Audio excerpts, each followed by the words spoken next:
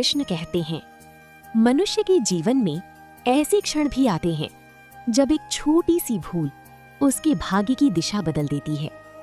कभी अहंकार, कभी असावधानी और कभी कर्तव्य से विमुख होना मनुष्य को ऐसे दुख में डाल देता है जिसकी उसने कभी कल्पना भी नहीं की होती।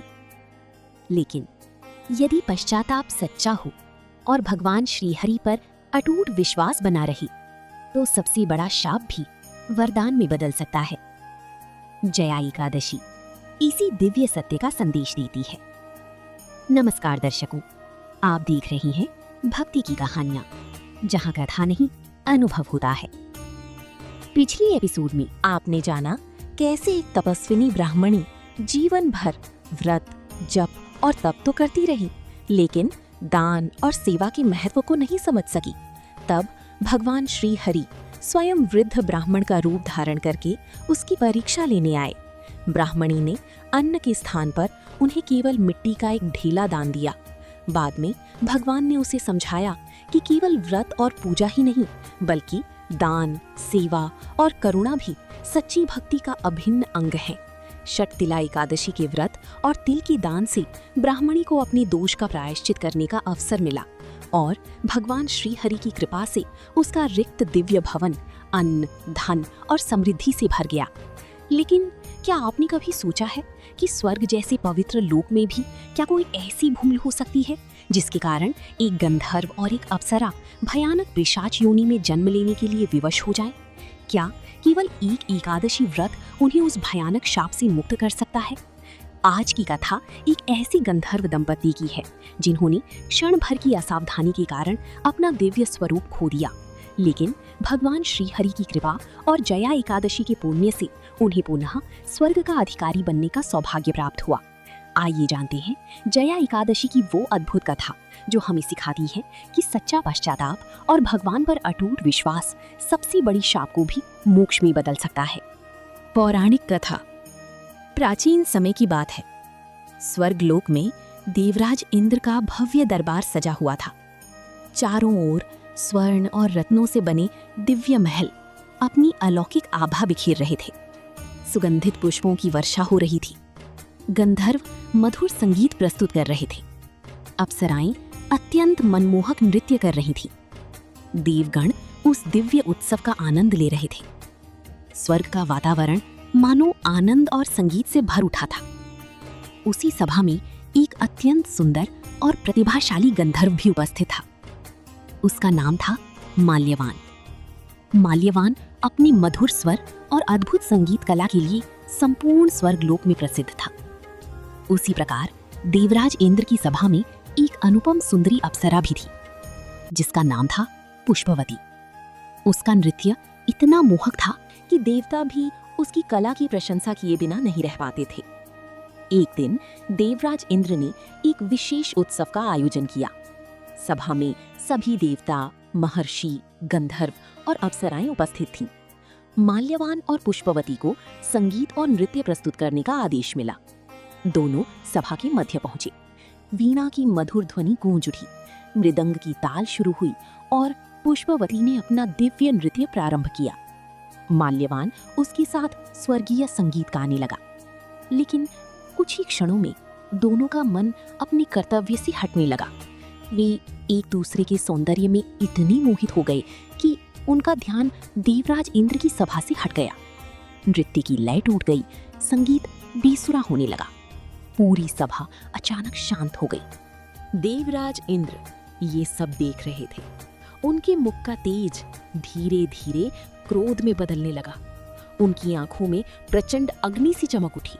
उन्हें ये देव सभा का अपमान प्रतीत हुआ और अगले ही क्षण स्वर्गलोक में ऐसा हुआ जिसकी कल्पना माल्यवान और पुष्पवती ने कभी सपने में भी नहीं की थी। देवराज इंद्र क्रोध से भर उठे। पूरी देव सभा मौन हो गई। गंधर्व, अप्सराएं और देवगण सभी भयभीत होकर इंद्र की ओर देखने लगे। इंद्र ने कठोर स्वर में कहा, माल्यवान, पुष्पवती, तुम दोनों ने स्वर्ग की इस पवित्र सभा में अपने कर्तव्य की उपेक्षा की है। तुम्हारा मन भगवान के गुणगान में नहीं बल्कि एक दूसरे के मोह में डूब गया। जिस स्थान पर देवताओं का सम्मान होना चाहिए था, वहां तुमने अपनी भावनाओं को कर्तव्य से ऊपर रख दिया। इंद्र का स्वर और भी कठोर हो गया।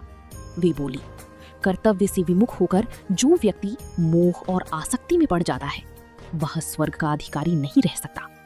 अतः मैं तुम्हें श्राप देता हूं कि तुम दोनों स्वर्ग से पतित होकर मृत्यु लोक में भयानक पिशाच योनि प्राप्त करोगी। ये सुनते ही माल्यवान और पुष्पवती स्तब्ध रह गए। उनके हाथ कांपने लगे। दोनों इंद्र के चरणों में गिर पड़े। माल्यवान बोला, देवराज, हमसे भूल अवश्य हुई है, लेकिन हमारा अपराध क्षमा कर दीजिए।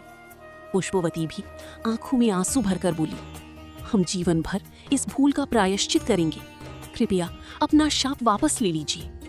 लेकिन इंद्र का निर्णय अटल था। उन्होंने गंभीर स्वर में कहा, दिया हुआ शाप अब वापस नहीं लिया जा सकता। अब तुम्हें अपने कर्मों का फल स्वयं भोगना होगा। इतना कहते ही इंद्र का शाप तुरंत प्रभावी हो गया। कुछ ही क्षणों में दोनों का दिव्य तेज लुप्त होने लगा। स्वर्णाभूषण अदृश्य हो गए। दिव्य वस्त्र फटकर जीर्ण हो गए। उनका सुंदर स्वरूप धीरे धीरे भयानक रूप में बदलने लगा। उनके शरीर काले और विकृत हो गए। आंखें लाल अग्नि की तरह चमकने लगी। चेहरे भयानक हो गए और अगले ही क्षण दोनों स्वर्ग से गिरते हुए मृत्यु लोक में आ पहुंचे।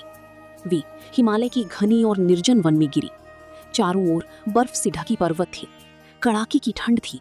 घना अंधकार और भयावह सन्नाटा चारों ओर फैला हुआ था। अब वे न तो देवताओं का संगीत सुन सकते थे, न स्वर्ग के दिव्य पुष्प देख सकते थे। उनका जीवन भूख, प्यास, ठंड और असहनीय कष्ट से भर गया। दिन बीतते गए। दोनों वन वन भटकते रहे। उन्हें न भोजन मिलता था, न विश्राम। वे पिशाच योनि के दुख हर पल सह रहे थे। एक दिन पुष्पवती ने दुखी होकर कहा, क्या अब हमारे जीवन में कभी प्रकाश नहीं आएगा? क्या हम सदा इसी भयानक योनि में भटकते रहेंगे? माल्यवान ने गहरी सांस ली। वो बोला, ये सब हमारे अपने कर्मों का फल है। यदि भगवान श्री हरि चाहेंगे तो एक दिन अवश्य हमारे उद्धार का मार्ग भी खुलेगा।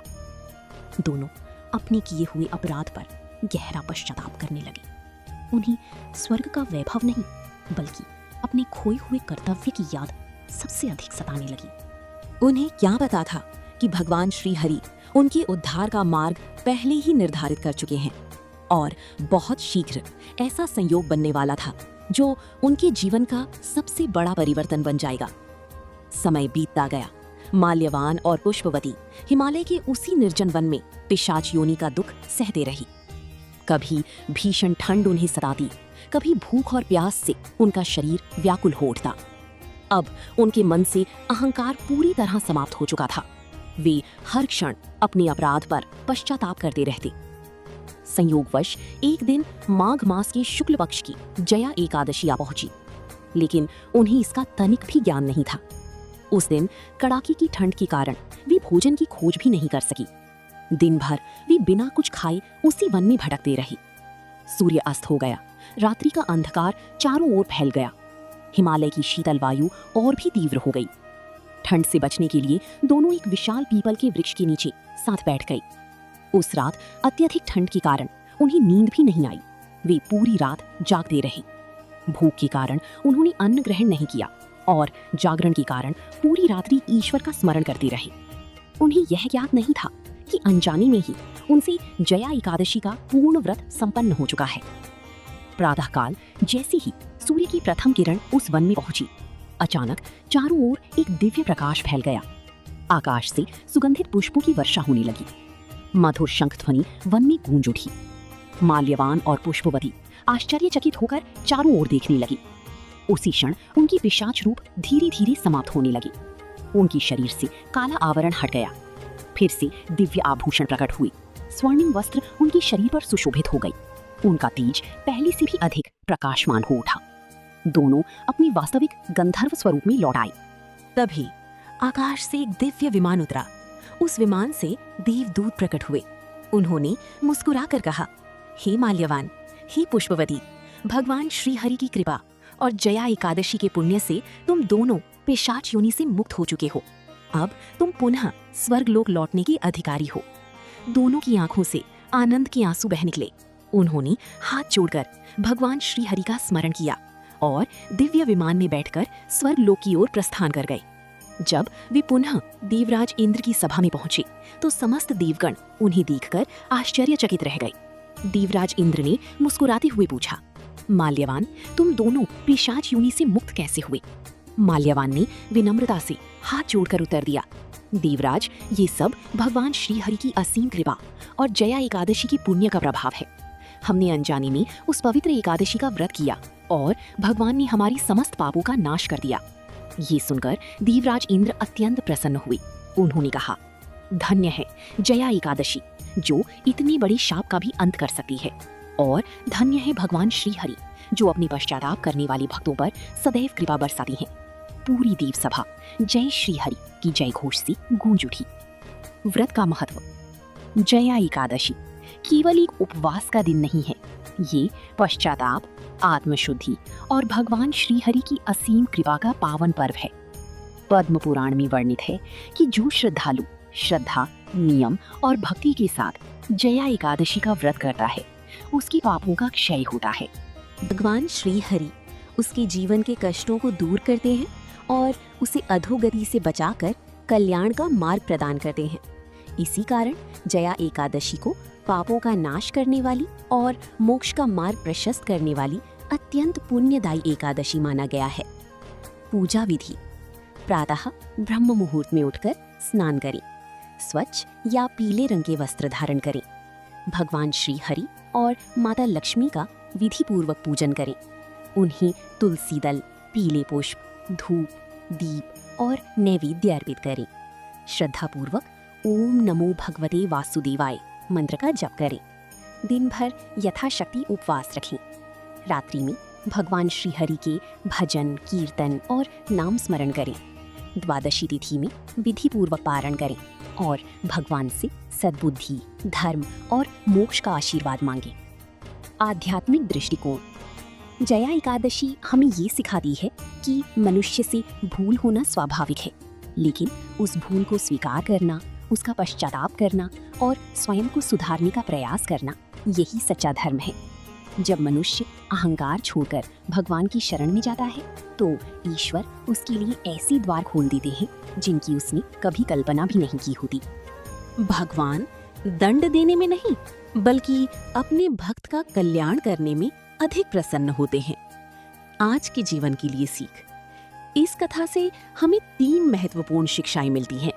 पहली, कर्तव्य निभाते समय मोह और असावधानी से सदैव बचना चाहिए। दूसरी, यदि जीवन में हमसे कोई भूल हो जाए तो उसे स्वीकार कर सच्चे मन से पश्चाताप करना चाहिए। और तीसरी, भगवान पर अटूट विश्वास रखने वाला कभी निराश नहीं होता। उनकी कृपा सबसे बड़े संकट को भी नई शुरुआत में बदल सकती है। लेकिन क्या आपने कभी सोचा है कि भगवान श्री राम लंका विजय के लिए प्रस्थान करने से पहले ऐसा कौन सा व्रत किया था जिससे समुद्र पार करने की असंभव चुनौती भी संभव हो गई? आखिर विजया एकादशी का ऐसा कौन सा महात्म्य है जिसने धर्म की विजय का मार्ग प्रशस्त किया? जानेंगे अगले एपिसोड में। विजया एकादशी, जब श्री राम ने विजय का आशीर्वाद प्राप्त किया। तो दर्शकों, ये थी जया एकादशी की दिव्य कथा। यदि आपको ये कथा ज्ञानवर्धक और प्रेरणादायक लगी हो तो वीडियो को लाइक करें, अपने परिवार और मित्रों के साथ शेयर करें और भक्ति की कहानियों को सब्सक्राइब करना ना भूलें। कमेंट में अवश्य लिखें ओम नमो भगवते वासुदेवाय। आपका हर कमेंट हमारे लिए प्रेरणा है और भगवान श्रीहरि के प्रति आपकी श्रद्धा का प्रतीक भी। हम फिर मिलेंगे एक और दिव्य पौराणिक कथा के साथ। तब तक राधे राधे, जय श्रीहरि, प्रणाम। अगर आपको हमारी स्टोरी वीडियो अच्छी लगी हो तो हमारे वीडियो को लाइक करें, चैनल को सब्सक्राइब करें और अपने फ्रेंड्स के साथ भी शेयर कीजिए और कमेंट में बताइए कि कैसी लगी आपको ये स्टोरी। धन्यवाद।